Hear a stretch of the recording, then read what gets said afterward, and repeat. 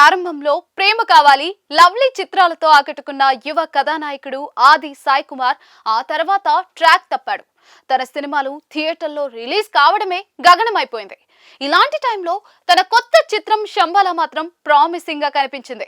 ఆకట్టుకునే ప్రోమోలతో ఈ సినిమా ప్రేక్షకులలో అంచనాలు పెంచింది. ఈ రోజే ప్రేక్షకుల ముందుకు వచ్చిన ఈ చిత్రం ఆ అంచనాలను ఏ మేర అందుకుందో చూద్దాం పదండి. మొదటిగా కథ విషయానికి వస్తే, శంబాలా అనే ఊరిలో ఉల్క పడడంతో అక్కడి జనాల్లో కలకలం రేగుతుంది. దానివల్ల ఊరికి అరిష్టమని భావిస్తారు. దాని ముప్పు తప్పించుకోవడానికి పూజలు మంత్రాలనే ఆశ్రయిస్తారు ఆ ఊరి జనం.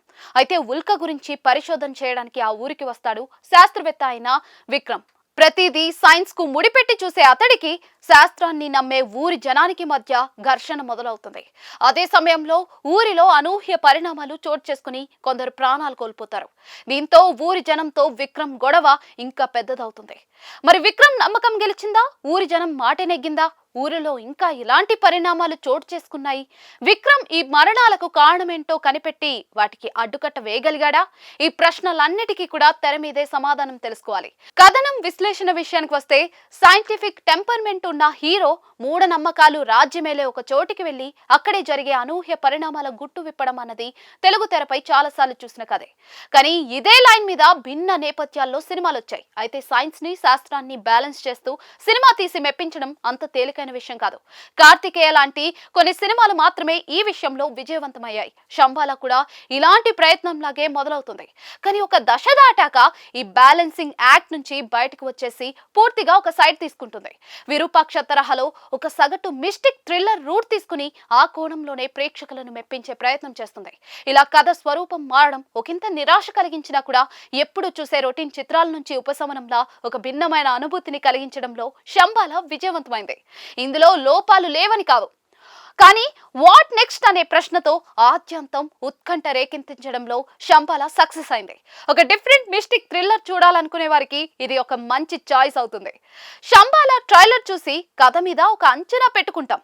ఒక గ్రామంలో ఉల్క పడితే దాని గురించి పరిశోధన చేయడానికి వెళ్లే హీరోకు మూఢనమ్మకాలను నమ్మే జనానికి మధ్య ఘర్షణ నేపథ్యంలో ఈ కథ నడుస్తుందనే సంకేతాలను ప్రోమోలో ఇచ్చారు.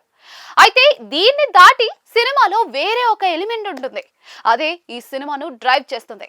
దాని చుట్టూ వచ్చే సన్నివేశాలే సినిమాకు అత్యంత కీలకం. కథను మొదలుపెట్టిన తీరు, హీరో పాత్రను ఎస్టాబ్లిష్ చేసిన విధానం చూసి కథనం ఇలా నడవచ్చు అని ఒక అంచనా పెట్టుకుంటాం. కానీ దర్శకుడు మధ్యలో ఆ ట్రాక్ నుంచి బయటకు వచ్చేస్తాడు. దేవుడు లేడు, దెయ్యం లేడు అని బలంగా నమ్మే, ప్రతి దాంట్లో లాజిక్ వెతికే, ప్రతిదీ సైన్స్ తో ముడిపడి ఉంటుందని భావించే హీరో ఒక సన్నివేశంలో చేతులు జోడించి దండం పెట్టి విభూది నుదురుకు రాసుకుని పరిణామం చెందుతాడు. అప్పటి వరకు సినిమా ఒకలా నడుస్తుంది. ఆ సన్నివేశం తర్వాత శంబాలాను చూసే కోణం మారిపోతుంది. సగం సినిమా వరకు కార్తికేయను తలపించే శంబాలా ఆ తర్వాత మాత్రం విరూపాక్ష రూట్ తీసుకుంటుంది. సైన్స్ ని పక్కకు నెట్టి శాస్త్రం డ్రైవర్ సీట్ తీసుకున్నాక ఆ కోణంలోనే సినిమాను చూడటం మొదలు పెడతాం.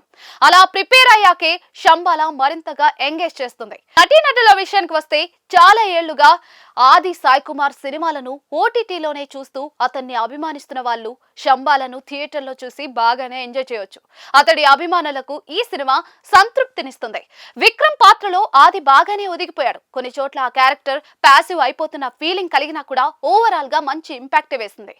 పాత్రకు తగ్గట్లుగా ఇంటెన్స్ పర్ఫార్మెన్స్ ఇచ్చాడు ఆది. తన లుక్, పర్ఫార్మెన్స్ రెండు కూడా ఆకట్టుకుంటాయి.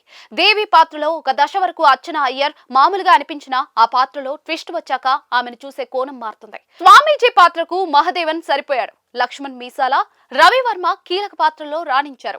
మంచి నటిగా పేరున్న స్వసిక నుంచి పెద్దగా పర్ఫార్మెన్స్ ఆశించలేం. ఆమె తన గ్లామర్ తోనే ఆకట్టుకుంది. సీరియల్ నటుడు ఇంద్రనీల్, మధుసూదన్ కీలక పాత్రల్లో ఆకట్టుకున్నారు. సిజ్జు, హర్షవర్ధన్ వీళ్ళంతా కూడా మామూలే.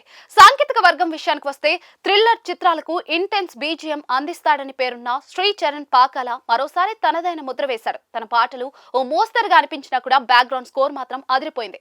కొన్ని చోట్ల లౌడ్ అనిపించినా ఓవరాల్ గా బీజిఎం ఆకట్టుకుంది.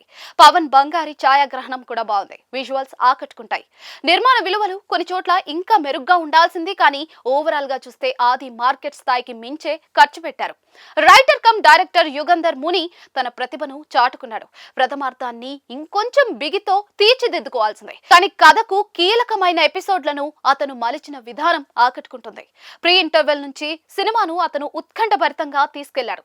ఓవరాల్ గా ప్రేక్షకులకు అతను కొంచెం భిన్నమైన అనుభూతిని అందించడంలో విజయవంతమయ్యాడు. చివరిగా శంబాల మెప్పించే మాయా ప్రపంచం రేటింగ్ 5కి 2.75 ఇవ్వచ్చు.